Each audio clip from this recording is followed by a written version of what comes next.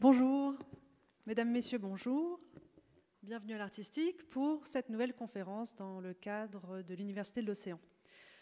Comme vous le savez, depuis l'année dernière, la fin de l'année dernière, on accueille sur la scène de l'Artistique, mais aussi au CUM, et à vrai dire dans d'autres espaces aussi, mais un certain nombre de conférences, de rencontres, de masterclass, d'ateliers, qui ont tous pour vocation d'éclairer les différents enjeux qui sont discutés actuellement au sein de l'UNOC par les différentes délégations internationales. Aujourd'hui, après avoir la semaine dernière eu finalement des contenus plutôt orientés sur la science, l'art et la science, on va se recentrer sur un sujet qui nous tient à cœur ici au niveau de l'artistique, le sujet de l'histoire, du patrimoine, grâce à un partenariat que nous avons noué dernièrement avec le magazine Historia. Donc nous sommes évidemment très heureux d'avoir noué ce partenariat qui permet, j'aurais dû prendre d'ailleurs le magazine avec moi, peut-être de le montrer tout de suite. Merci. Qui me permet de vous présenter, et ce sera fait plus en détail, mais ce numéro spécial hors série, il vous sera distribué à la sortie de l'auditorium. Je vous souhaite d'ores et déjà bonne lecture. Et pour l'instant, puisqu'on n'y est pas encore à la lecture, je vous souhaite une bonne conférence avec nos deux intervenants aujourd'hui. Nous avons Victor Batagion, qui est secrétaire, qui est rédacteur en chef adjoint du magazine Historia, et avec monsieur Vincent Campredon, qui a longtemps dirigé le musée de la Marine et membre de l'Académie de Marine. Merci beaucoup.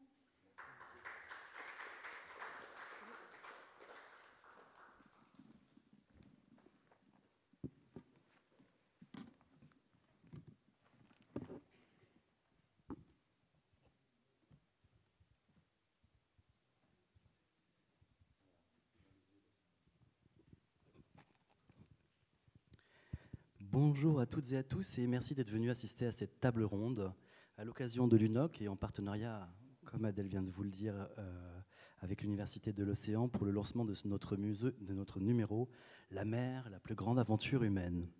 Le titre de ce numéro d'ailleurs porte vraiment bien son nom, non seulement par la richesse de ce qu'il évoque entre les pages du magazine, mais aussi par la manière dont il a été conçu et imaginé, car oui, sa conception a été elle aussi une aventure humaine.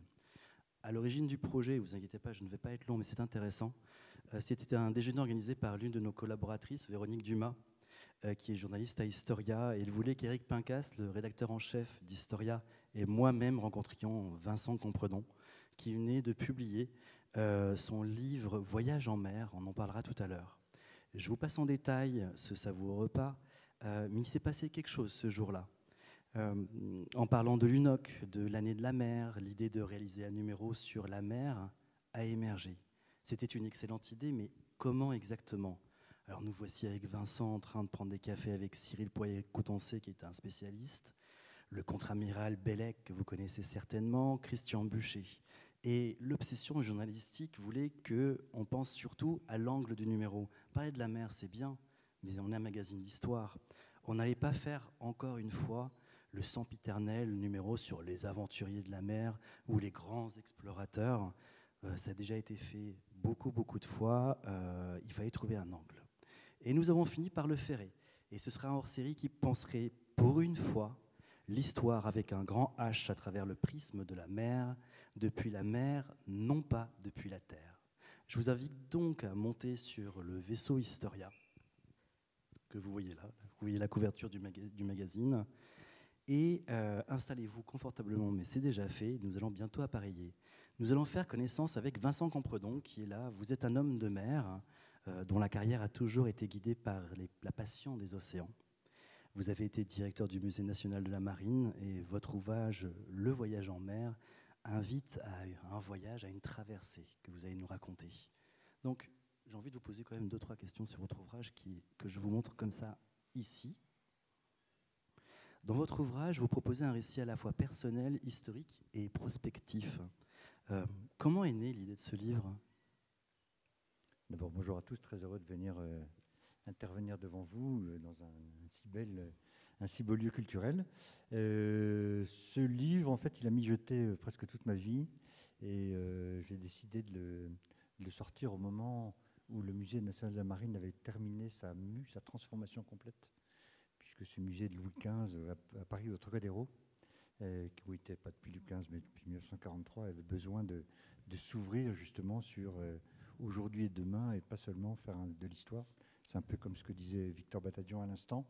Il ne s'agissait pas pour la revue Historia seulement de faire l'histoire des explorateurs, mais bien de faire ce que vous vivez aujourd'hui en ce moment à Nice, c'est-à-dire la situation de l'océan, qu'est-ce qui se passe aujourd'hui, qu'est-ce qui va se passer demain. Et donc ce livre a été conçu comme c'est très intime, et en même temps c'est toute l'histoire du monde, puisque la mer, c'est l'histoire du monde.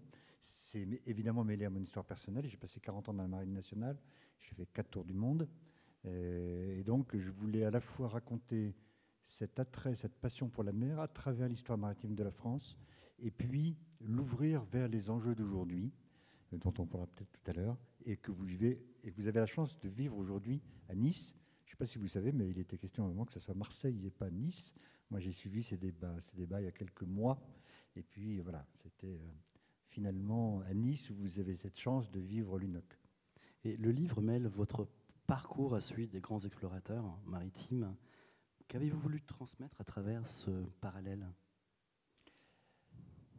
Bon, c'est pas une question facile, parce que évidemment, il n'est pas question que je me compare à nos grands explorateurs. Évidemment, les grands explorateurs français, alors il y en a beaucoup, évidemment, j'ai mes préférés, je ne sais pas si on y reviendra tout à l'heure. Il n'est pas au XVIIIe siècle, ni au XIXe, ni même au XXe, en train de me dire, voilà, je ressemble à ces explorateurs malgré mes tours du monde, puisque ce n'est pas du tout les mêmes conditions. En fait, le parallèle, j'ai voulu le faire d'abord pour montrer la grandeur de l'histoire maritime, qui est en fait assez peu connue en France. Alors on a quelques noms comme ça qu'on a appris à l'école. On est tous à peu près de cette même génération où à l'école on a appris quelques grands noms, comme Christophe Colomb par exemple, mais en fait il y en a bien d'autres et c'est tout à fait intéressant. Donc c'était montrer la grande histoire maritime de la découverte du monde, puisque c'est quand même eux qui ont découvert le monde. Aujourd'hui, le monde est totalement mondialisé, il est totalement maritimisé, et c'est bien grâce à la connaissance de ce monde qu'ont eu les marins. Moi, je suis très fier d'être marin pour ça, pour dire, ben voilà, c'est tous les marins avant qui ont fait la connaissance de ce monde, et c'est pas fini. Et c'est là mon message finalement, c'est que les explorateurs, c'est pas fini, c'est pas seulement du passé. Il y a encore aujourd'hui beaucoup de choses à explorer, et c'est un peu le message. C'est ça le parallèle, de se dire, c'est pas terminé, le voyage en mer, c'est continu, il commence depuis très longtemps, et aujourd'hui on explore. Et ben, regardez les enjeux qu'il y a aujourd'hui sur la mer. Moi j'ai envie de dire le grand enjeu d'exploration, c'est sous la mer. On connaît plus aujourd'hui la surface de la Lune que ce qui se passe sous la mer. Et c'est un des grands enjeux d'aujourd'hui et un des grands enjeux de l'UNOC. Parcours personnel, parcours historique et également questionnement sur l'avenir. À qui s'adresse ce livre finalement ? Écoutez, à vous, j'ai envie de dire d'abord. C'est un petit livre qui se trouve, hein, donc c'est publié chez Grasset. En fait, il s'adresse à la fois aux amoureux de la mer, il s'adresse à ceux qui ne la connaissent pas non plus. Quand j'ai été donc refait le musée de la Marine pendant 9 ans, l'idée c'était bien ça, de sensibiliser, de faire prendre conscience, faire connaître notre grande histoire maritime, faire connaître cette passion, parce que quand on a une passion, on a évidemment envie de la transmettre. Et donc elle est faite pour tout le monde, et le message subliminal, mais finalement il se termine comme ça. Les dernières pages, les dernières phrases de ce livre sont l'envie d'agir. Et je fais toujours ce lien avec l'UNOC parce qu'on est à Nice, mais la finalité de cette conférence des Nations Unies, c'est bien pour agir. Et on a la chance d'avoir un président de la République en dehors de toute idée politique, et d'avoir un président qui est très engagé, qui a envie d'agir. Moi, j'accompagne, c'est ma vie, la mer, la sensibilisation, la connaissance de la mer, la transmission des messages, l'importance que la mer représente pour l'humanité. Et ben voilà, à travers ce passé, aujourd'hui et demain, il y a une dynamique. C'est ce que j'ai fait au musée de la Marine. J'espère que vous irez le visiter un jour au Trocadéro. Voilà, ce vieux musée d'histoire qu'on a transformé en un musée de demain à partir de l'histoire. Et c'est ça la force, à mon avis, du livre, qui était aussi la force du musée. Merci Vincent. On va pouvoir parler un peu du numéro, parce qu'on a beaucoup travaillé sur ce numéro. Sur le livre, c'est bien. On ne peut pas tout faire. Alors, avant de larguer les amarres, je tenais à remercier les auteurs de ce numéro. Il y en a beaucoup, ils sont vraiment tous de qualité. Bien évidemment, il y a l'équipage de réalisation, parce que sans eux, ce numéro n'existerait pas. Alors, la première question qui me vient à l'esprit, c'est votre avant-propos. Vous parlez de l'imaginaire de la mer. Qu'évoque pour vous cet imaginaire? Bon, là, il vient me chercher dans mes coins, mes recoins les plus intimes préférés de ma passion. Donc vous verrez, donc il y a un avant-propos qui s'appelle l'imaginaire de la mer. Pas pour rien qu'il m'a demandé ça. En fait, en analysant un petit peu cette passion, parce que quand on est directeur d'un musée, on vous dit refaites-moi un musée du XXIe siècle. On se dit bon, je vais refaire un musée. Et on s'interroge sur un peu ce que je suis en train de vous raconter, d'où ça vient cette passion de la mer. Et je me suis rendu compte que l'imaginaire a bercé toute mon enfance et toute ma vie. Parce que la mer, d'abord, elle n'a pas que bercé mon enfance et apporté des émotions et du rêve seulement à moi, mais à tous les artistes, qu'ils soient peintres, qu'ils soient romanciers, c'est les mythes, c'est les légendes, c'est les aventuriers, c'est les explorateurs dont on parlait, c'est tous ceux qui admirent, qui se laissent aller, qui sont dans la mer. Vous savez, je pense qu'il y a un certain nombre de marins parmi vous. Voilà, quand on est en mer, il suffit de rester, de regarder. Je me souviens, moi, j'ai habité Toulon un moment, mon père était déjà dans la marine, donc j'ai habité Toulon souvent, donc c'est pas très loin de Nice. Et je me souviens, tous les jours, j'allais au petit port du Morillon, et tous les soirs, ma mère était furieuse parce que je partais, et j'allais au bout de la jetée, et je restais comme ça pendant 1 heure. Voilà. Ça, c'est l'imaginaire. Et c'est ce rêve, encore une fois, le mien intime, mais celui de notre histoire. Quand on connaît un peu la vie des explorateurs, quand on connaît la vie des marins, évidemment, moi j'ai mes préférés. Que ce soit Moitessier, que ce soit Cousteau, que ce soit aujourd'hui Tara qui nous porte, que ce soit Jean-Louis Etienne, que ce soit Jacques Rougerie avec son monument, son bateau futuriste. Moi, voilà, tout ça me fait rêver. J'ai été bien porté par nos artistes, nos peintres, nos romanciers, nos poètes. Voilà, les poètes, c'est merveilleux. Moi, dès qu'il y a un beau poème sur la mer, moi, ça me lance dans le rêve, ça me lance dans l'émotion, et c'est ça que vous voulez raconter dans cet avant-propos. Voilà. La mer, c'est ça, c'est ce qu'elle représente pour moi. Alors, évidemment, je ne fais pas que rêver, heureusement, mais en tout cas, ça a porté toute ma vie, et ça continue. Je ne suis pas trop long, ça va? Oui. J'ai retrouvé, il n'y a pas longtemps, en déménageant, mes livres d'enfants. Donc, j'ai une famille de 5 enfants, il n'y a qu'un qui s'intéresse à la mer, c'est moi. Et j'ai retrouvé des livres quand j'avais 6-7 ans, et c'est que des livres sur la mer. La découverte de l'océan, la découverte de la vie des explorateurs, les bateaux. Donc, là, je ne me souvenais plus, à mon âge, que j'avais été nourri dans mon enfance par ce rêve qui m'a amené à de l'imaginaire. Et en même temps, j'ai envie de vous dire que l'imaginaire, ça amène à une sorte d'utopie, à une sorte de rêve inatteignable. Je reviens au musée, 2 secondes, mais quand le ministre de la Défense, Jean-Yves Le Drian, me dit en 2015, écoutez, voilà 50 millions, bon, c'est pas mal, hein, voilà 50 millions, faites-moi un musée qui transmette le goût de la mer. Eh ben, vous avez besoin d'imaginaire, vous avez besoin de rêve, d'émotion pour arriver à quelque chose, et j'espère que vous irez pour voir comment j'y suis arrivé. Dans ce numéro, Cyril Pécoutancé, qui est directeur du département recherche du Centre d'études stratégiques de la marine, débute le grand dossier du numéro par une formule que j'aime tout particulièrement et qui donne le ton. L'homme est né de la mer, mais il en a perdu la mémoire. Qu'en pensez-vous? Bon, c'est la grande question. Je suis sûr que si on faisait tourner le micro, il y aurait des réponses. Chacun aurait sa réponse sur la question. Est-ce qu'il a perdu la mémoire de la mer? Donc je pense qu'il a perdu, il a oublié. Donc c'est ça la perte de mémoire. On vient de la mer, vous le savez tous qu'en fait on est des produits par la naissance des cellules unicellulaires qui nous a permis de sortir de la mer. Et puis petit à petit, la vie du travail, la vie industrielle, la vie urbaine nous a fait oublier la mer. Aujourd'hui, on en est loin. Alors j'espère que si vous êtes là, c'est parce que vous n'en êtes pas si loin que ça.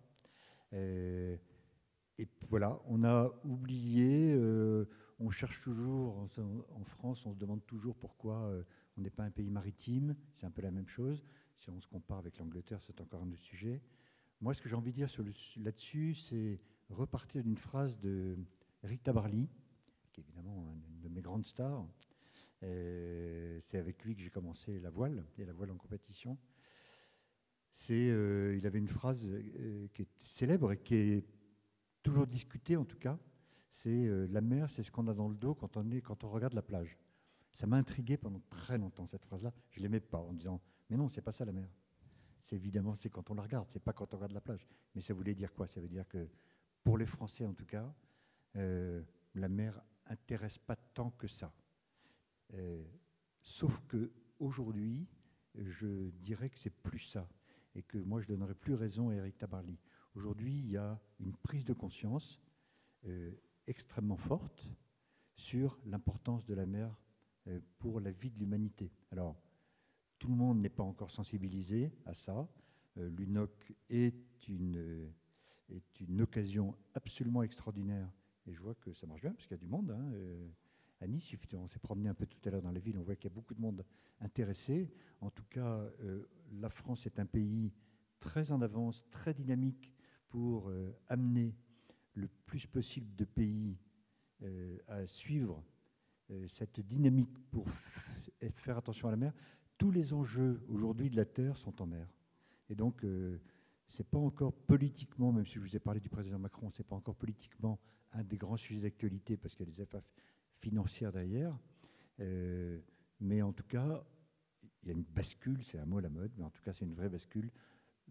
Les gens sont en train de changer, le monde est en train de changer, ils se tournent de plus en plus par la mer, et les Français aussi. Voilà, je crois que c'est vraiment fini, cette phrase d'Éric Tabarly, la mer a son importance aujourd'hui.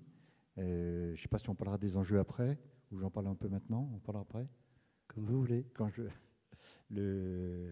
Voilà, que ce soit au point de vue du climat, ça vous le savez, le climat, le lien entre le climat et la mer, que ce soit toutes les menaces, la pollution, que ce soit la surpêche, que ce soit tout ce qui se passe en matière militaire en mer, que ce soit en matière de nourriture, de pharmacologie, de température de la mer, d'acidification des océans, de perte des biodiversités. En fait, tout ce les fonds marins, l'exploitation des fonds marins, c'est un grand sujet d'aujourd'hui et c'est un des sujets qui doit se traiter. Je dis ça parce que je crois que l'UNOC, c'est par là.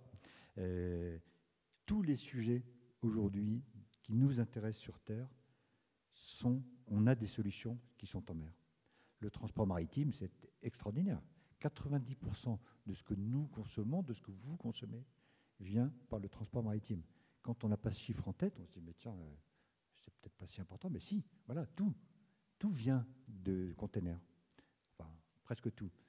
Aujourd'hui, on a encore 60% de l'énergie qui vient de l'énergie fossile. Mais l'énergie fossile, c'est du gaz, c'est du pétrole, et ça vient d'où? Un petit peu de la terre, mais surtout de sous la mer.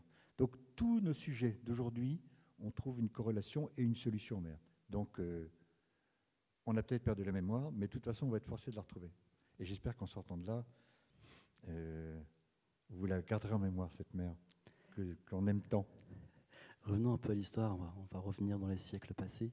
Dans ce numéro, dans ce dossier, nous évoquons ce que l'on appelle l'aventure polynésienne, qui est absolument passionnante. J'aimerais que vous nous en parliez un peu, parce qu'effectivement, on parle toujours de Christophe Colomb qui a redécouvert l'Amérique, les Vikings sont passés là avant, mais il y a quelque chose à dire par rapport aux Polynésiens qui est vraiment méconnu du grand public. Alors, je ne sais pas si vous méconnaissez la Polynésie. Là aussi, il me prend par mes sujets préférés. Donc, je suis officier de marine. Et ma première affectation, c'est Tahiti. Donc, évidemment, je me suis intéressé de près à Tahiti, surtout à ma relation avec la mer. Mais ma relation à la mer, par rapport aux Polynésiens, elle n'est rien. La mer, pour les Polynésiens, c'est de l'intimité, c'est la nature, les dieux, les ancêtres, la mer, la terre, les bateaux, les animaux marins, tout ça, c'est la même chose chez eux. Et pour mieux répondre à la question du Victor Batadjian, les Polynésiens, voilà, on ne les a pas appris en classe, comme tu disais, c'est pas Christophe Colomb. Ils ont fait depuis longtemps, presque les premiers qui ont traversé le Pacifique. Ça a commencé à 4000 ans avant Jésus-Christ, jusqu'au 15e, 16e siècle à peu près. Et ils ont commencé par les côtes de l'Indonésie à peu près. Et puis ils ont traversé le Pacifique donc d'est en ouest. Et puis ils ont petit à petit découvert l'île de Pâques d'abord. Et puis après ils sont remontés vers Tahiti, les îles sous le vent, puis après Hawaï. Donc, et ils ont, un peu comme les Vikings quand même, parce que vous disiez les Vikings, on les connaît, mais ils partaient un peu à l'aventure. Vous imaginez bien qu'à cette époque-là, il n'y avait pas les moyens de navigation. Déjà, que les moyens de navigation en Occident et en Asie d'ailleurs sont arrivés assez tard, puisque la longitude, le calcul de la longitude, c'est arrivé au 19e siècle seulement. Eh bien, eux, avec leur intimité profonde avec la mer, ils arrivaient à se diriger avec les vagues, avec la forme de la houle, avec les oiseaux, avec les poissons qu'ils pouvaient voir, avec la couleur de l'eau. La houle, c'est extraordinaire. Ils savaient qu'il y avait une île qu'ils ne connaissaient pas. Quand ils voyaient que la houle, en pleine mer, la houle est assez longue. Hein. Voilà, le train de houle est long. Par contre, la houle qui bute contre une île, elle est renvoyée en mer, et donc elle est plus courte. Ils savaient que dès qu'elle était plus courte, qu'il y avait quelque chose. Voilà. Et donc, avec certains poissons qu'ils arrivaient à pêcher, avec des oiseaux qui sont généralement pas loin de la terre, ils arrivaient à mélanger tout ça, à se transmettre de génération en génération leur connaissance et surtout cette relation aussi profonde avec la mer, avec l'élément marin. Les ancêtres, chez eux, se réincarnent dans des animaux marins, principalement des requins. Donc vous voyez, on voit ce lien extrêmement fort. Et, au musée, il y a une carte marine qui est faite en pandanus. Et c'est juste une croix comme ça. Enfin, c'est des choses croisées, des feuilles croisées, comme ça, avec des coquillages qui sont au croisement. Et ces coquillages sont des îles. Et dans ce croisement-là, enfin, on hallucine quand on voit aujourd'hui comment on fait pour se diriger, comment ils pouvaient faire pour se retrouver, traverser ce Pacifique qui est le plus grand océan du monde, avec des moyens aussi rudimentaires. C'est absolument incroyable. Évidemment, il y a les étoiles, évidemment. Évidemment, il y a le soleil, mais enfin, ils n'avaient ni sextant, évidemment, ni GPS. Voilà, donc c'est une histoire extraordinaire. Et ce que j'aime par-dessus tout pour eux, c'est ce lien qu'ils ont. Mais enfin, il faut les entendre parler de Moana. Donc le Fénois, c'est la terre, Moana, c'est la mer. Et ils en parlent. J'ai organisé il y a... en annonce de l'UNOC d'ailleurs, en 2021, à Brest, l'Ocean One Summit, qui était une annonce de l'UNOC. Et j'avais fait venir le ministère de la Culture polynésien. Et le président de la Polynésie est là. Hein. Il était chez vous, là. Je l'ai vu hier parler au président Macron, puisqu'il y avait l'inauguration du coin sur les Outre-mer. Et je lui ai fait commencer cette table ronde qui a duré une demi-journée. Et il nous a parlé de la mer. On était tous là comme ça, à rêver. On parlait d'imaginaire tout à l'heure. Voilà. C'est peut-être là que j'ai appris en plus à rêver. Voilà. C'est une aventure extraordinaire. Il continue.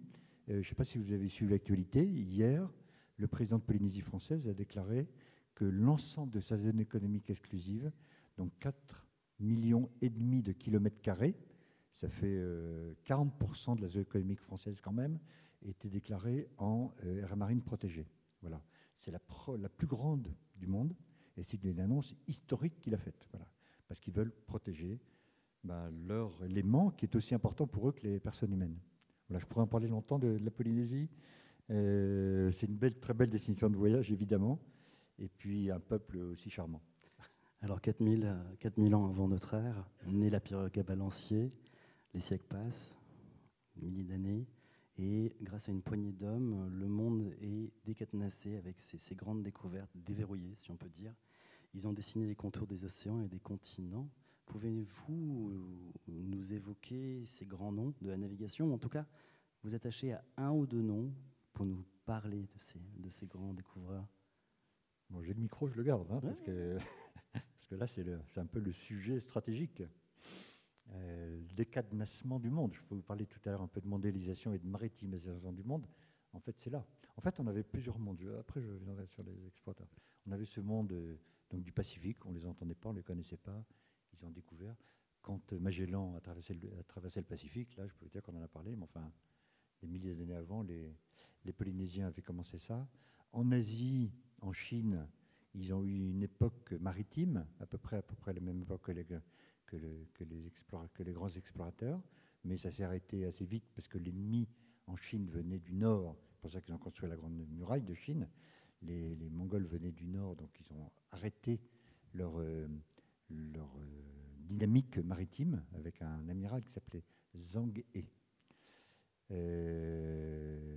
Alors j'ai lu pas mal de ces histoires. Il y a une histoire où on lui a coupé la tête, je ne sais pas pourquoi, parce qu'il voulait absolument marquer qu'on ne sort plus. L'urgence n'est plus la mer et de découvrir le monde.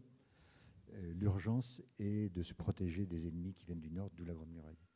Et puis, des petits pays comme le Portugal, comme l'Espagne, la France, Pays-Bas, Angleterre avec beaucoup de retard, en tout cas avec des dynamiques comme Henri le Navigateur, qui était le fils du roi du Portugal. C'était le dernier, alors il savait qu'il n'aurait pas de pouvoir, donc il s'est concentré sur les affaires maritimes. Et puis petit à petit, il a eu cette volonté de lancer de plus en plus de navigateurs pour aller découvrir ce monde. Alors découvrir ce monde, pourquoi ? L'attrait de la richesse, bien sûr, l'aventure, on parlait d'imaginaire et de l'aventure des explorateurs. Cela dit, c'était une époque où la mer faisait encore très très peur. On ne dépassait pas, en Afrique, la pointe ouest de l'Afrique, le cap Bojador, parce qu'on disait que derrière ce cap, la mer était fumante. La mer, c'était terrible et à la limite, on disparaissait. Et puis petit à petit, ils ont commencé à avancer. Et puis il n'y avait pas que l'attrait de la richesse et l'attrait de l'aventure et l'attrait du rêve ou de l'imaginaire. Il y avait aussi le fait que la route de la soie, et c'est un sujet tout à fait important quand on parle de la mer, a été bouleversée par l'arrivée des Ottomans à Constantinople. La route de la soie arrivait, il y avait une partie maritime, mais la plus importante était terrestre, et arrivait à Constantinople. À partir du moment où les Ottomans sont arrivés, ben, ça a tout changé. Le monde orthodoxe d'Orient est revenu vers Rome, en tout cas en Orient, et du coup, il n'y avait plus de relation avec les Ottomans de Constantinople, et il a fallu inventer de nouvelles routes. Et c'était l'occasion justement pour aller inventer cette route maritime. Et c'est comme ça, c'est ce point de départ-là qui a fait que ce monde a été décadenassé, dont on arrive aujourd'hui à cette connaissance complète de la Terre. Donc les Portugais sont partis, je vous le fais court parce que sinon on y passe l'après-midi, sont passés par le cap de Bonne-Espérance au sud de l'Afrique.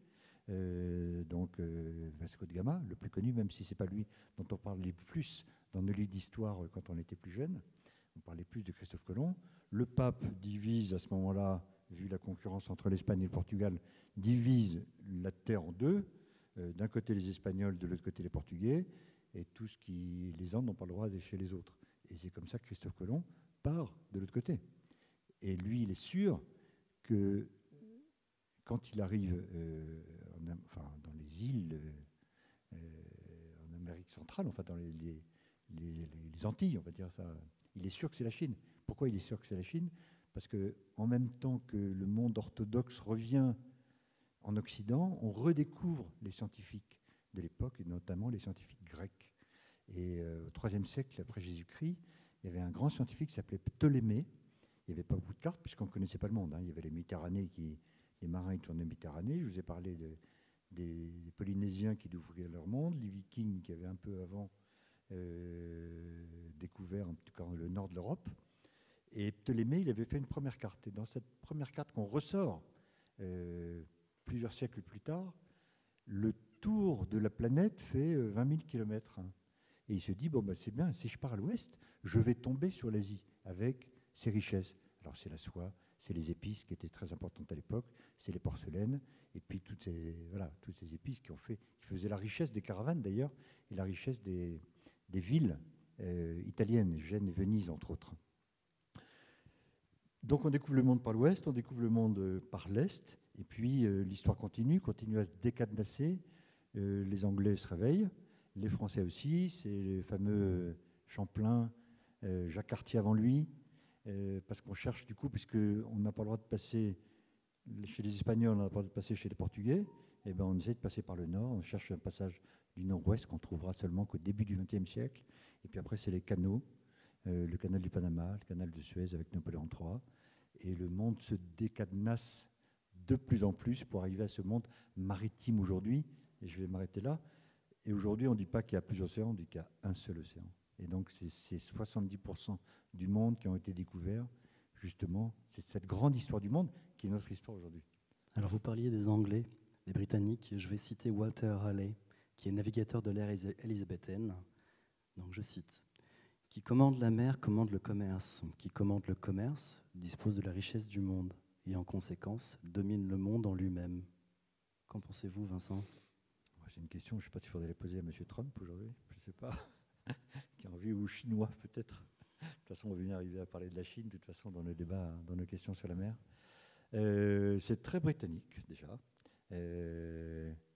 Nous, je pense qu'en France, on parle de la mer de façon plus poétique.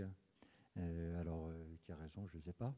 En tout cas, c'est une thèse qui a été reprise très vite par les Américains, dès qu'ils ont commencé à avoir une politique de puissance maritime avec Mahan.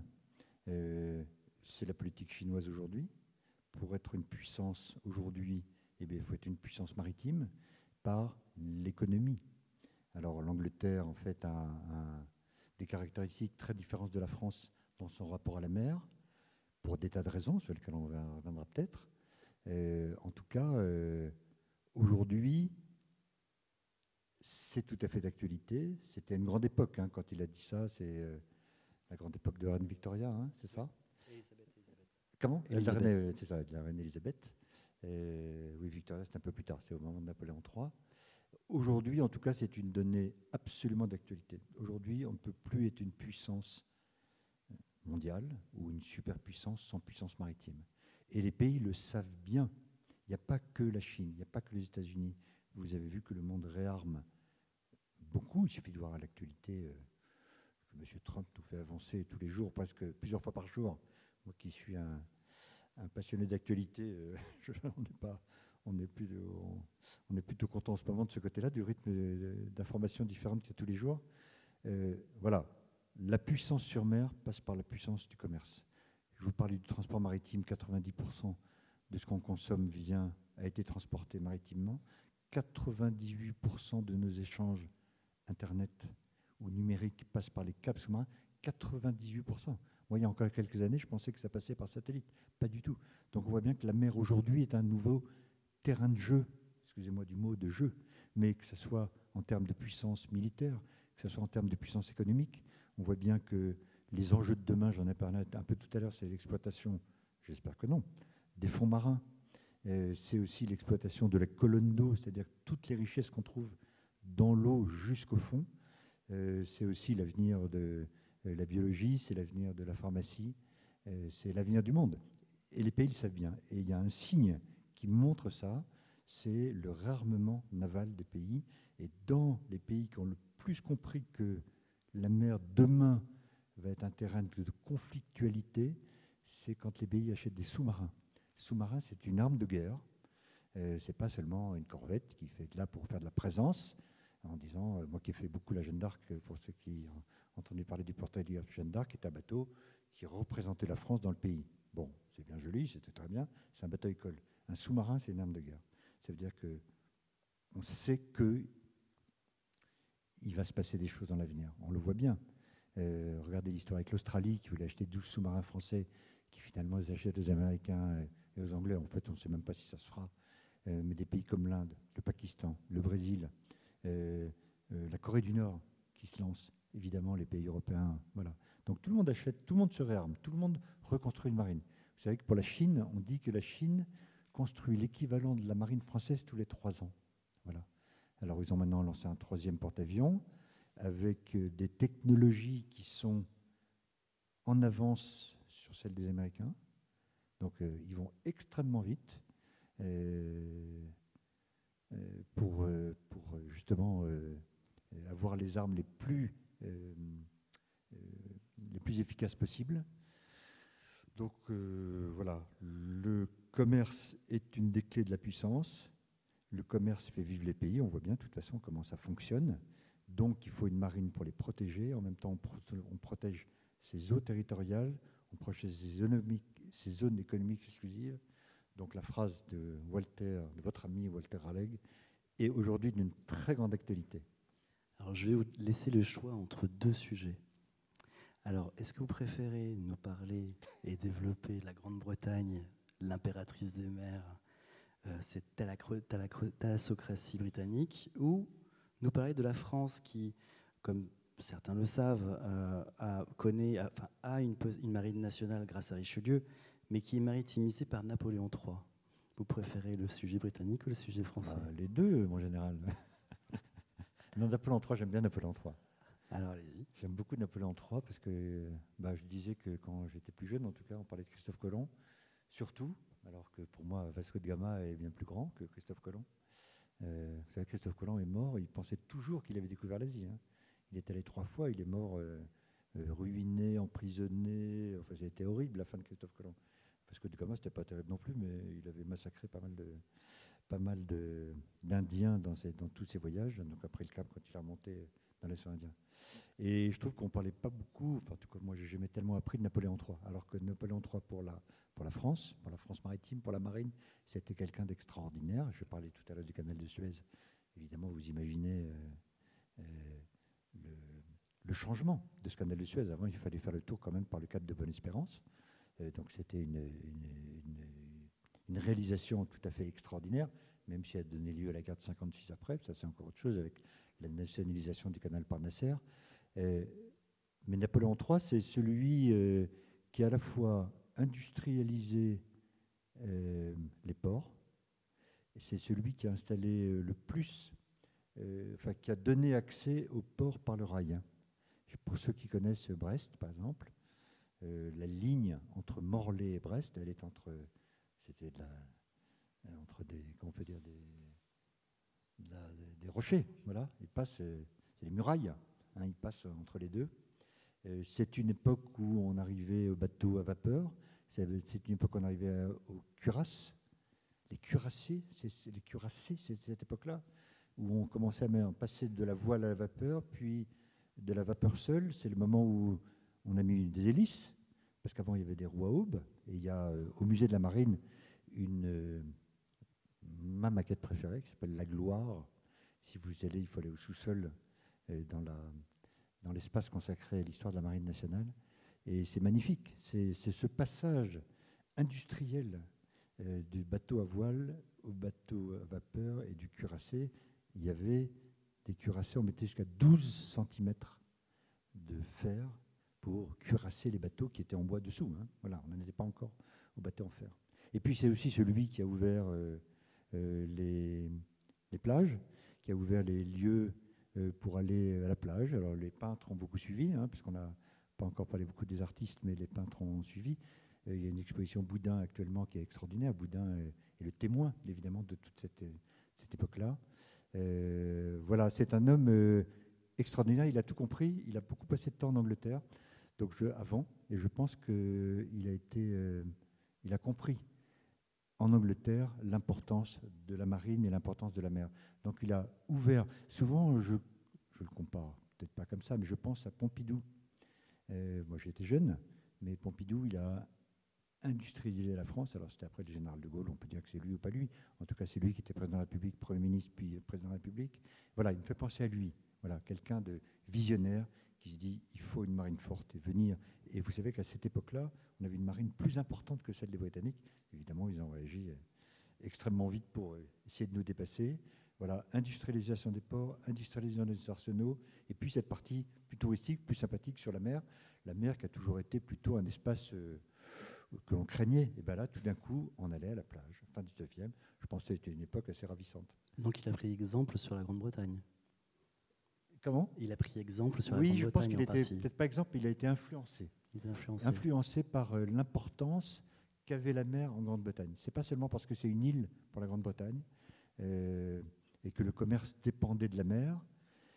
C'est très social.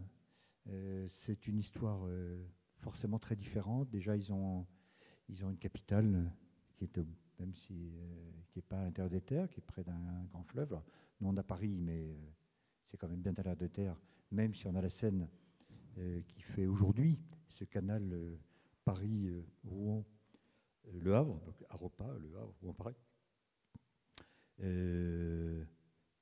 Et puis ce besoin d'expansion, une fois que la guerre de 100 ans est terminée, qu'ils étaient quasiment plus en France, sauf Calais, ils se sont tournés, ils sont rentrés chez eux, et puis chez eux, voilà, ce désir d'expansion, et ils ont eu le territoire colonial le plus important, c'était comme la grande puissance, fin du XIXe siècle jusqu'à la Première Guerre mondiale, c'était la grande puissance mondiale. Les États-Unis n'avaient pas du tout la place qu'ils avaient aujourd'hui.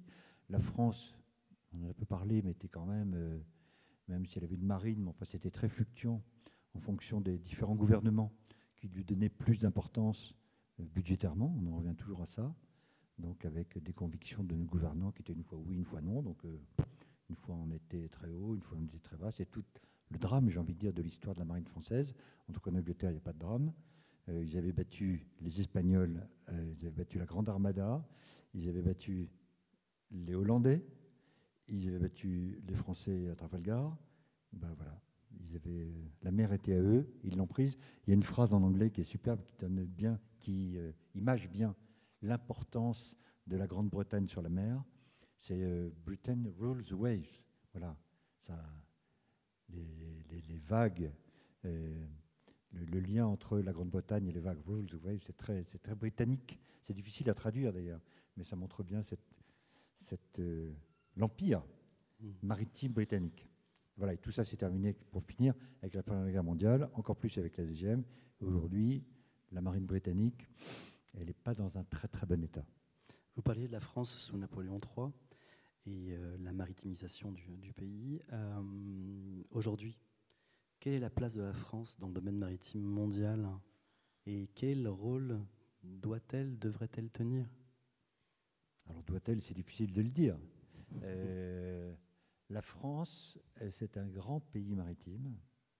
Aujourd'hui, alors on peut dire, on peut utiliser différents chiffres. Le premier chiffre que j'ai envie d'utiliser quand même, et puis j'en profite pour rectifier une erreur qui est faite généralement dans l'ensemble des médias, c'est de dire que la France est la deuxième puissance maritime mondiale. Non. La France est le deuxième territoire maritime mondial, en particulier, plus qu'en particulier grâce à ses outre-mer. 97% des espaces maritimes français sont outre-mer. Alors, l'outre-mer, c'est la France. Mais voilà, si on n'avait pas nos 12 outre-mer, puisqu'il y en a 12, eh ben, nous aurions 4% des territoires maritimes. Les États-Unis sont juste au-dessus de nous. Nous, on a 11 millions de kilomètres carrés, ils doivent avoir 11, quelque chose. Et ça, c'est en train de changer parce que les règles du droit de Montego Bay en 1982 sont en train d'évoluer et on peut recalculer son espace maritime, je vois qu'il y a des gens qui sont au courant devant moi, avec la longueur du plateau continental. Voilà. Donc il faut déposer un dossier à l'ONU qui l'étudie et en ce moment on estime, on sait presque d'ailleurs, je ne pense pas que ça soit annoncé aujourd'hui, il ne s'agit pas de prendre non plus le lead, mais le fait que nous ayons le territoire maritime le plus important. Et ce territoire maritime le plus important, eh ben, ça nous donne des responsabilités, surtout aujourd'hui, surtout avec tout ce qu'on dit depuis le début, en termes de protection de la diversité en particulier. Les océans, c'est la vie de la planète. C'est pas seulement parce que c'est 70%, c'est parce qu'elle nous fait vivre dans tous les domaines. C'est elle, je ne vais pas revenir à tout ce que j'ai dit aujourd'hui, mais tous les enjeux de la Terre, aujourd'hui, on a les solutions en mer. Et aujourd'hui, on fait n'importe quoi avec les océans, surtout en matière de biodiversité. Si on ne sauve pas les océans aujourd'hui, et c'est bien le rôle, et c'est le thème de l'UNOC à Nice en ce moment, c'est bien de sauver la planète. On fait n'importe quoi. On va dans le mur aujourd'hui. Et la France, pour répondre à la question de la place de la France, eh bien, elle prend cette dynamique, ce leadership. Et moi, évidemment, je ne peux que m'en féliciter. Il y a des excès quand on voit certaines ONG, on peut discuter, on peut être content. Quand on voit les débats avec les pêcheurs, c'est très compliqué. Quand on voit les questions de chalutage sur les fonds marins, c'est compliqué. En fait, tout est compliqué, mais il faut avoir la volonté, il faut avoir l'engagement, la détermination de vouloir sauver la planète. On fait vraiment n'importe quoi. Après, à côté de ça, on a une très grande histoire maritime, on a eu des très grands marins, on n'a finalement pas tant que ça parlé des explorateurs. Voilà, en quelques mots, on a quand même Allez-y. je pense à Parlez-nous Bougainville, je pense à la voilà, Pérouse. les scientifiques, Comment? la science. La science, on a des très grands scientifiques. On a aujourd'hui parmi les institutions dans le monde scientifique, l'IFREMER est le plus grand institut scientifique du monde. Surtout quand il s'allie avec le CNRS. Il a fait d'ailleurs ici la semaine dernière, on est mardi. Ouais. La semaine dernière, il y a eu un congrès sur la science qui a réuni, à l'initiative de l'IFREMER et du CNRS, 280 chercheurs, je crois, du monde entier, pour pouvoir dire aux politiques, avant de prendre des décisions, consultez-nous. Nous avons des choses à dire scientifiques. C'est pas seulement comme les prendre comme ça. Donc on a une grande histoire maritime, on a des grands marins, on a une marine qui est à, c'est pas trop la question, mais on est, il y a les États-Unis, la Russie, je ne sais même pas trop où la mettre, la Chine maintenant, l'Angleterre, elle est plutôt après nous, il y a le Japon qui est avant nous maintenant, donc on est entre 4e et 5e marine du monde. Voilà. On est les seuls avec les Américains à avoir des porte-avions à catapulte, parce que les autres porte-avions, vous savez, c'est des porte-avions qui sont remontés vers l'avant, et donc ils ne sont pas catapultés à une certaine vitesse, et quand ils reviennent, ils se posent verticalement. Et là, ils consomment quasiment la moitié de leur réserve de kérosène. Alors que les avions français, ils reviennent comme les Américains, avec un appontage, avec une crosse derrière, et ce qui leur permet d'aller beaucoup plus loin, d'avoir une force de frappe qui est beaucoup plus en avant. On a des sous-marins très avancés, que ce soit sous-marins d'attaque ou sous-marins nucléaires lanceurs d'engins. Donc on est une des 4 marines à avoir des sous-marins nucléaires lanceurs d'engins. Alors il y en a qui en veulent maintenant, la Corée du Nord, je crois, en veut. Donc on va dans un monde très incertain. On a on fait un peu de cocorico, ça fait du bien. Le meilleur avion du monde avec le Rafale, qui est à la fois de l'armée de l'air et à la fois de la marine. Donc aujourd'hui, on a une position à la fois de leader parce que nous sommes un pays responsable. Alors est-ce qu'on a tous les moyens? Écoutez, c'est pas simple. Déjà, il faut commencer par trouver 40 milliards pour essayer de passer le budget 2026. Mais en tout cas, sachez que moi, je suis très fier de cette histoire, de la position de la France vis-à-vis des océans. Je pense qu'on est visionnaire et on a des politiques qui y croient. J'ai envie que vous nous racontiez une histoire quand même, parce qu'on passe à côté, mais ces voyageurs pour la science, racontez-nous Cook, la Pérouse, allez un peu nous faire rêver, nous raconter. C'est du rêve dans l'aventure. Cela dit, je pense que la vie à bord, c'était pas du rêve. Effectivement. Parce que, alors, c'est... oui, effectivement, c'est ça qui fait le plus rêver quand même. Il faut imaginer le siècle des Lumières en particulier, surtout, c'est quand même cette époque-là où ça commence. Puis ça se continue beaucoup au XIXe siècle, où on découvre beaucoup le Pacifique, et les Français sont très en pointe là-dessus, les Anglais aussi.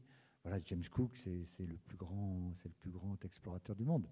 Alors nous, si on fait Cocorico, on a les nôtres. La Pérouse, qui est envoyée par Louis XVI, mais suite à Cook.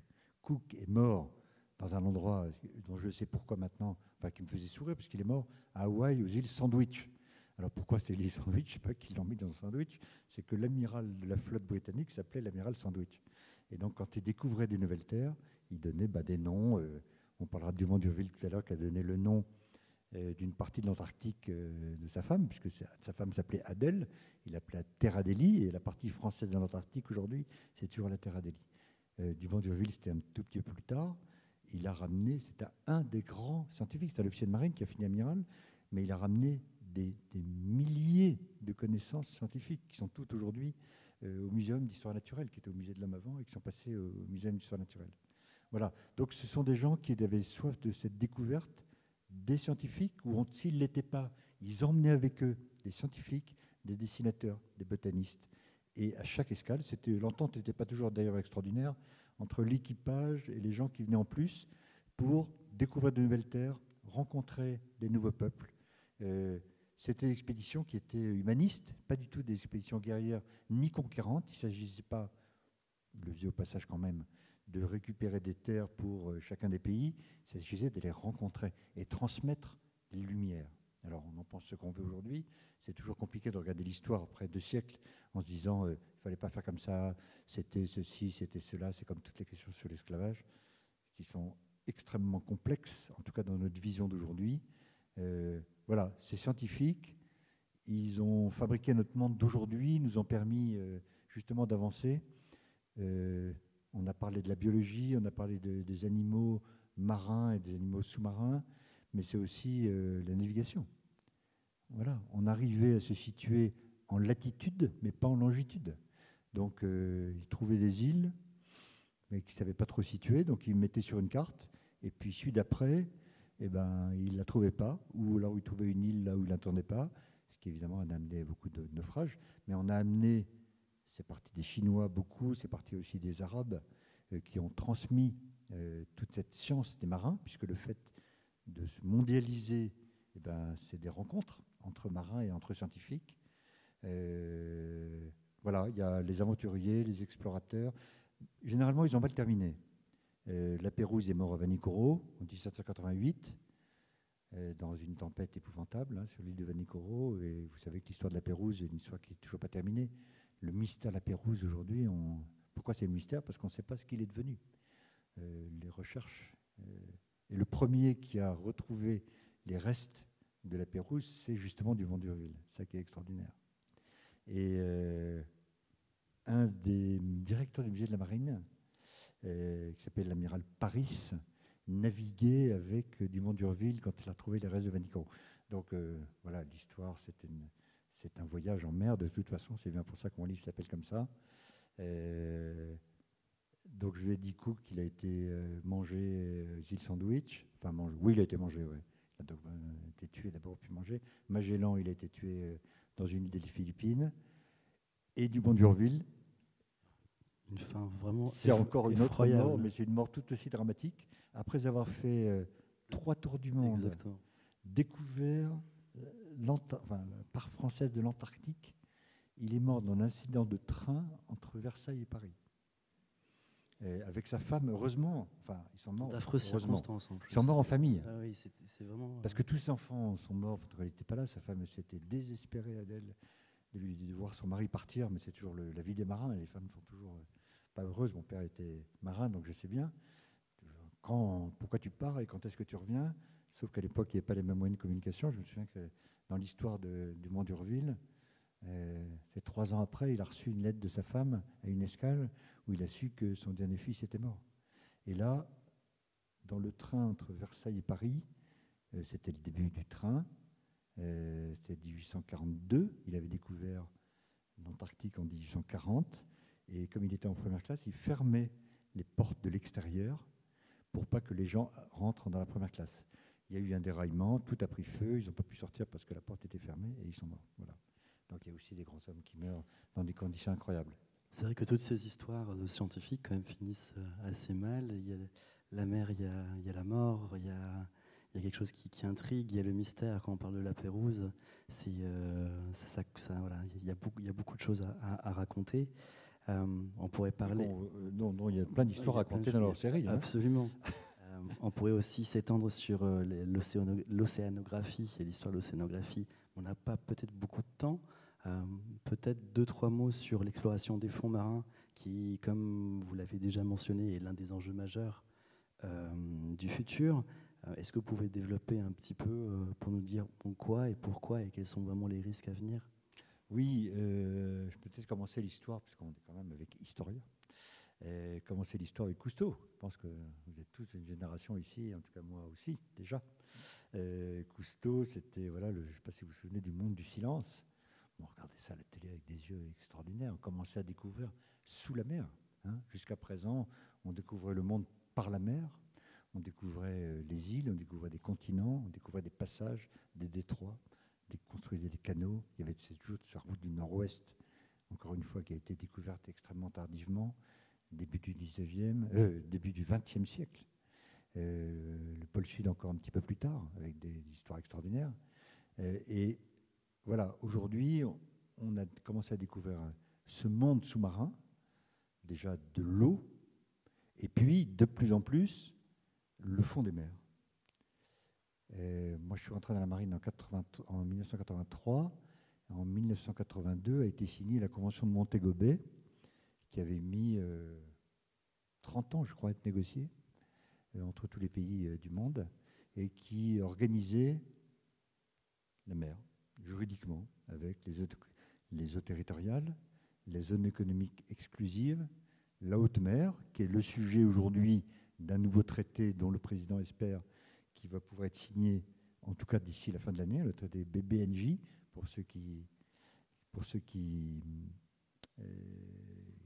connaissent en tout cas le sujet, c'est-à-dire un statut de la haute mer en matière de protection de la biodiversité, parce qu'en 1982, on a juste dit, on a gardé les grands principes hollandais d'un certain Grotius, qui disait que la mer est à personne et donc la mer est à tout le monde.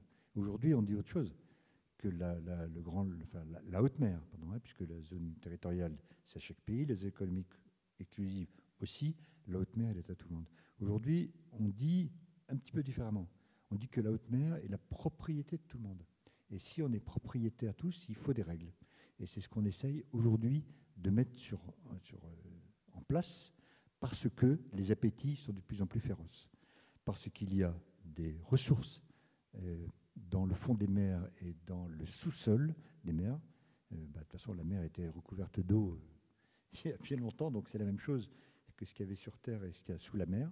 Mais aujourd'hui, vu l'épuisement de la Terre, on va chercher sous l'eau. En 1982, on parlait des nodules polymétalliques, c'était le grand mot. Et puis après, on a cherché à industrialiser la récupération et l'exploitation de ces nodules. C'était beaucoup trop cher, donc on a laissé tomber. Mais aujourd'hui, ça revient. Parce que dans les nodules polymétalliques, il y a les fameuses terres rares dont on a besoin pour nos téléphones, pour toute l'électronique, pour les voitures électriques. Voilà, pour tout ce qu'on consomme aujourd'hui, on a besoin de ces terres dites rares qui sont au fond des mers. Et donc, tout le monde s'y met. Tout le monde va chercher, et pourtant, il faut des règles. Les Chinois ont commencé à exploiter sans autorisation, alors que, pardon, je ne vais pas préciser, le traité de Montego Bay de 1982 disait qu'il fallait une autorisation de l'autorité internationale des fonds marins, qui était prévue à cette époque-là, avant toute exploitation de la haute mer.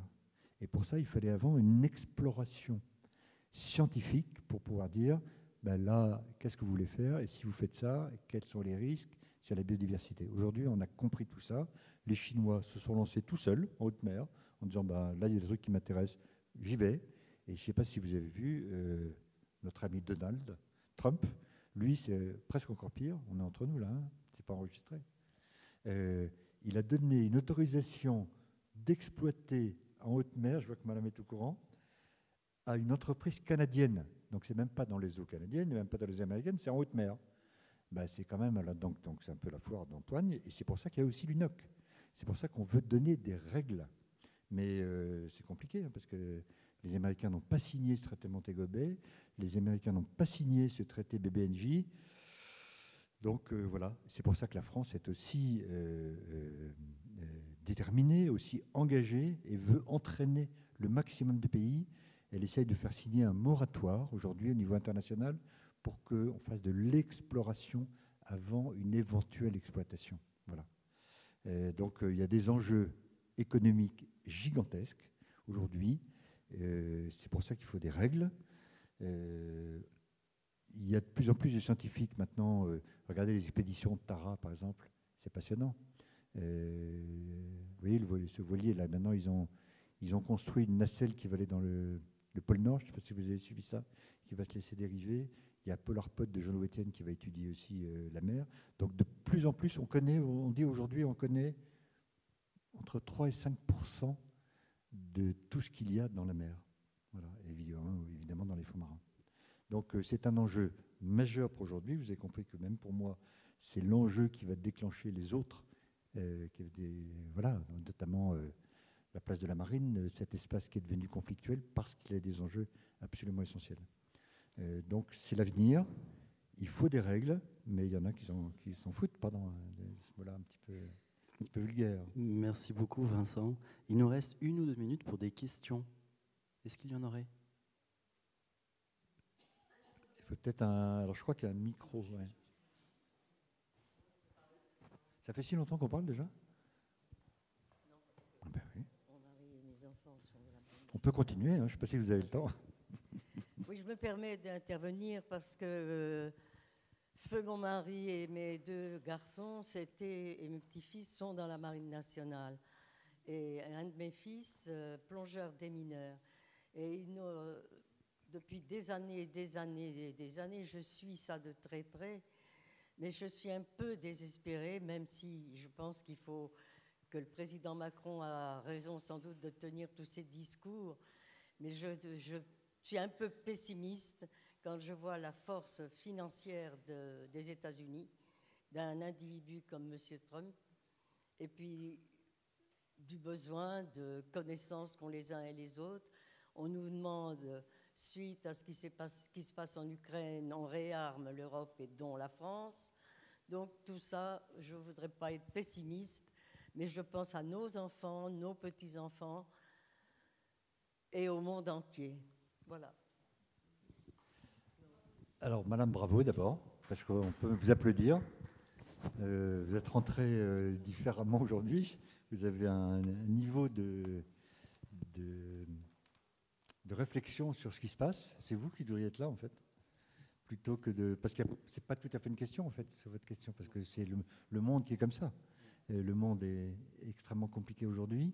On essaye, nous gouvernants, essaye d'apporter des réponses justement pour trouver sa place. Face aux Américains, on ne sait pas trop quoi faire. La guerre d'Ukraine, on ne sait pas trop quoi faire. Face aux Russes, on ne sait pas trop quoi faire. Face aux Chinois, on ne sait pas trop quoi faire. La France essaie de trouver sa place, de donner les moyens qu'il faut. Je n'ai pas de réponse, évidemment, à ce que vous dites. Pessimiste, moi, je ne le suis pas de nature. Donc, moi, j'y crois toujours. Ah oui.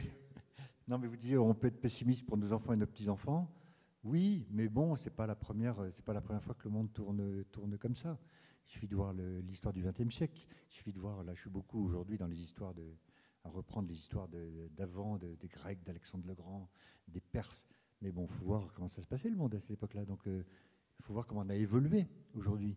Il faut voir aujourd'hui pour la mer la conscience des enjeux qu'on a.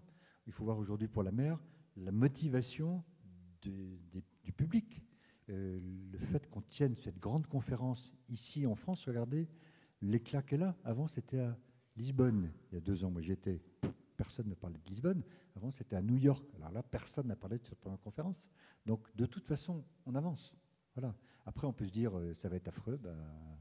Peut-être. Être inquiet pour ses enfants, je pense qu'on l'est de toute façon à partir du moment où on est parents et grands-parents. On est forcément inquiet de leur avenir. Moi, je suis très attentif à ce qui se passe. Je réfléchis. Merci à Historia d'avoir organisé et ici à ce magnifique centre culturel d'avoir organisé ce genre de débat et d'échange où on peut justement se dire je suis inquiet, mais bon, on fait aussi des choses. Regardez l'histoire du monde, l'histoire de la France. Moi, je crois à tout ça. Voilà. J'y crois dur comme fer et c'est ce qui me fait avancer et réfléchir. Donc, inquiétude, oui, mais... Oui, moi je veux vous remercier quand même justement pour cette lecture optimiste, parce que c'est tellement difficile de rester un peu optimiste, parce qu'on sait bien que c'est le pouvoir de l'argent qui est dramatique. Deuxième chose que je voulais dire, c'est que la formation scientifique, enfin les scientifiques ont fait un congrès magnifique, là, ils étaient très nombreux. Oui, j'ai vu que vous vous acquiesciez quand je parlais. Si on écoute ça, on se dit, mais quand même c'est eux qui savent. Mais qui est intéressé par le discours scientifique? Ça passe très mal dans les médias. L'école, c'est une catastrophe au niveau scientifique. Je ne parle pas du reste. Mais au niveau de la formation scientifique, les gens ne s'y intéressent pas, notamment les Français. Donc, voilà. Bon, merci quand même. Enfin, merci pour tout. Et surtout, merci pour votre regard quand même ouvert. Voilà. Écoutez, d'abord, merci à mon tour de ce que vous dites. C'est une passion, donc de toute façon, la passion, elle est forcément positive. Voilà. Moi, souvent, je dis que j'ai de l'eau salée dans les veines. Vous voyez, donc c'est ça qui me fait vivre et qui m'irrigue. Sur les scientifiques, moi, je suis toujours un petit peu...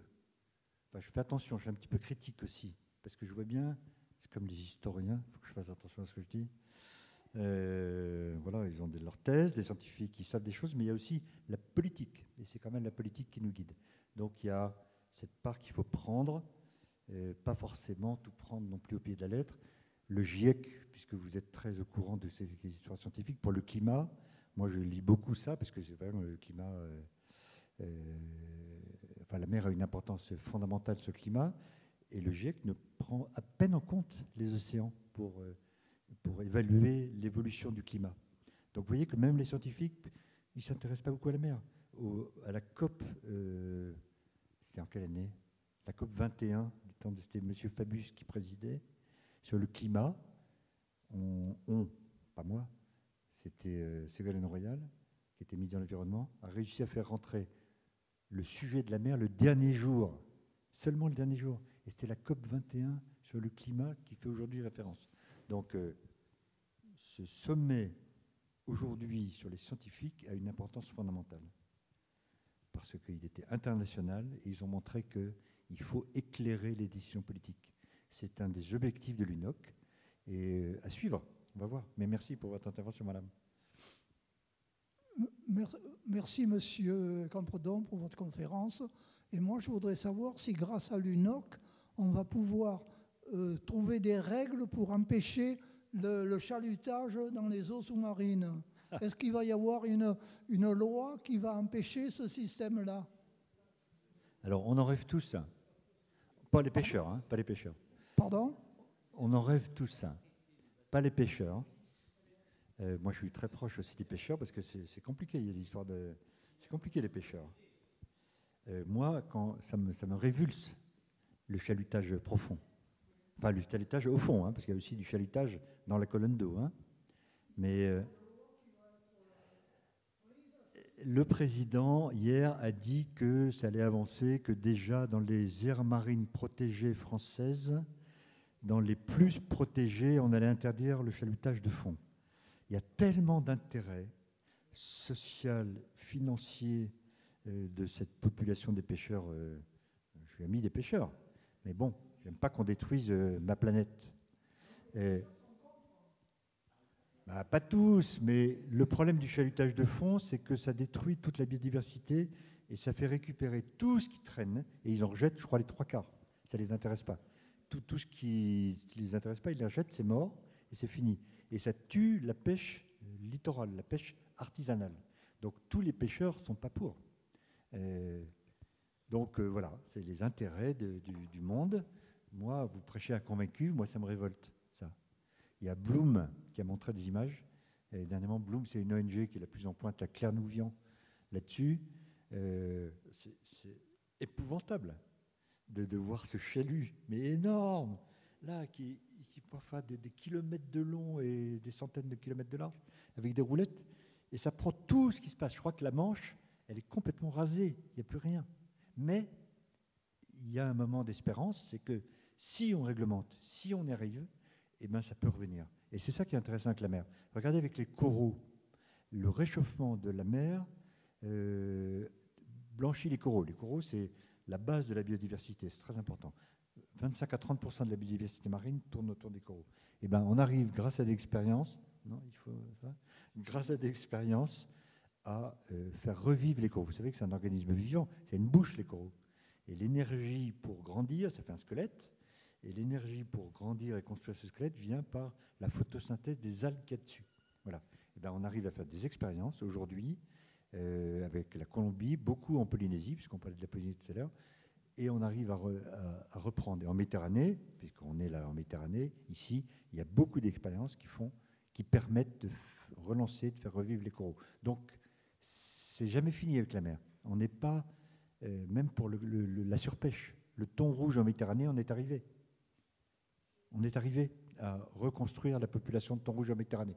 Donc, ce qu'il faut, c'est de la détermination. Ce qu'il faut, c'est de l'engagement. Ce qu'il faut, c'est de la sensibilisation de nous tous. Voilà. Pour ne pas lâcher, rester au courant, pousser nos gouvernements à aller dans un sens ou dans un autre. Moi, je fais partie d'un cabinet ministériel de l'Outre-mer, avec la ministre de l'Outre-mer qui était Marie-Luce Pancher à l'époque. Vous êtes confrontés à des difficultés de choix tout le temps. Tout le temps. On fait quoi? Évidemment, c'est affreux le chalutage, mais il y a des intérêts financiers, des intérêts d'alimentation, il y a des intérêts internationaux, des intérêts sociaux. Je fais quoi? Donc, c'est pas simple non plus de gouverner. Mais il faut un appui du public, et c'est vous aujourd'hui, en public, pour pousser ça. Mais je suis d'accord avec vous, c'est horrible. C'est horrible. Et puis moi, je regarde beaucoup les réseaux sociaux, on voit tous ces animaux qui sont pris dans des filets de pêche, là. C'est épouvantable. Là. Toutes les tortues, enfin, ça va plus, quoi. Ça va plus. le monde devient fou. Voilà. Donc il faut lutter, mais il faut être engagé et optimiste, madame. Merci pour ces transmettre derniers l'optimisme. mots, Ah, c'est fini Vincent. Oui. Merci beaucoup à Vincent Compredon. Merci à vous tous. Merci beaucoup.